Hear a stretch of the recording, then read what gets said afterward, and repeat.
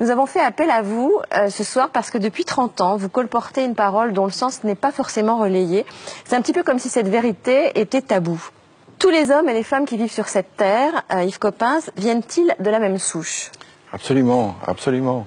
Tous les premiers hommes sont apparus en Afrique, et depuis les premiers hommes, on considère qu'il y a eu 100 milliards d'êtres humains sur la Terre. Et les 100 milliards, comme bien sûr les 6 milliards d'hommes d'aujourd'hui, viennent tous de cette souche, de ce berceau tropical et africain. Tous nos ancêtres étaient africains. Tous nos ancêtres étaient africains. Nous sommes tous africains, Karine. Bah oui, moi je le sais en revanche. Ça veut dire que tous nos ancêtres... Je suis comme vous, je suis comme vous. Ça veut dire que tous nos ancêtres, Yves Coppens, en Afrique, il y avait du soleil, tous nos ancêtres étaient noirs? Tous nos ancêtres étaient certainement bruns, parce que, étant donné l'ensoleillement de l'Afrique, et étant donné probablement la peau nue qu'ils avaient il y a 3 millions d'années, ils ne pouvaient pas être autrement que bronzés. Tous les ancêtres des Danois, des Espagnols, de tout le monde, etc., étaient noirs. Oui. Pourquoi ça ne se sait pas, à votre avis? Vous le dites, vous, depuis 30 ans. Ben oui, mais ma petite voix ne porte pas suffisamment. J'ai une voix confidentielle. J'imagine la tête du monsieur hyper raciste qui est en train de regarder, qui fait non, pas vrai. Pas vrai. Oula, demain, vous allez avoir du courrier. Yves Coppens, en fait, les humains, enfin les préhumains, sont partis dans différentes directions depuis l'Afrique. Et puis, pour s'adapter au climat, pour s'adapter à leur environnement, ils ont déterminé des traits qui étaient le plus adaptés, c'est ça? C'est ça, c'est-à-dire que les humains, à partir de 3 millions d'années, à partir du moment où ils ont eu la culture, à partir du moment où ils ont eu la conscience, tout ça, ça a 3 millions d'années. Petit à petit, se sont déployés et ils ont atteint d'autres climats.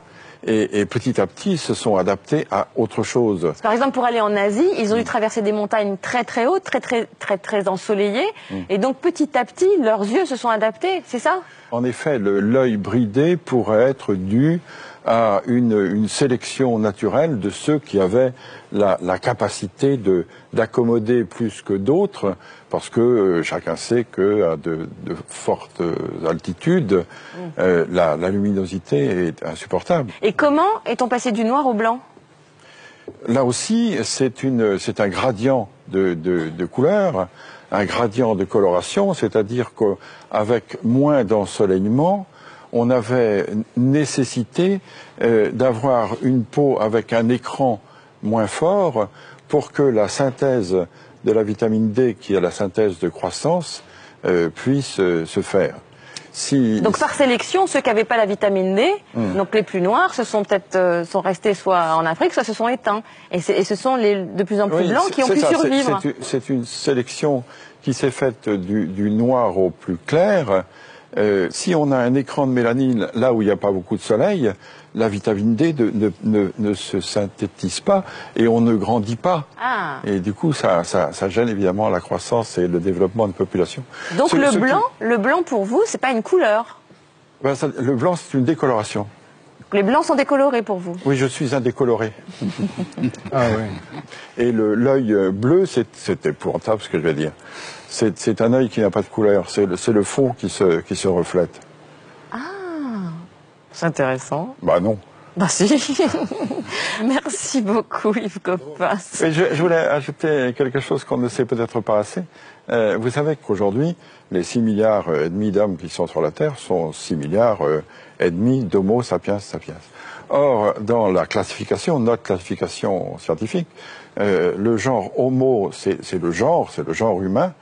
Le premier sapiens, c'est l'espèce sapiens, et le deuxième sapiens, c'est la race.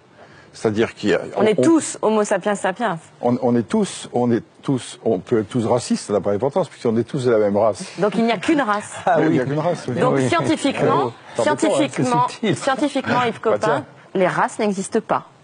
Oui, c'est ça. C'est-à-dire que scientifiquement, les races de 36 000 animaux existent toujours, mais en ce qui concerne l'humanité, il y a pour le moment sur la Terre une seule race humaine, qui est la race sapiens, de l'espèce sapiens, du genre Homo. Merci beaucoup Yves Coppens. Merci beaucoup, José.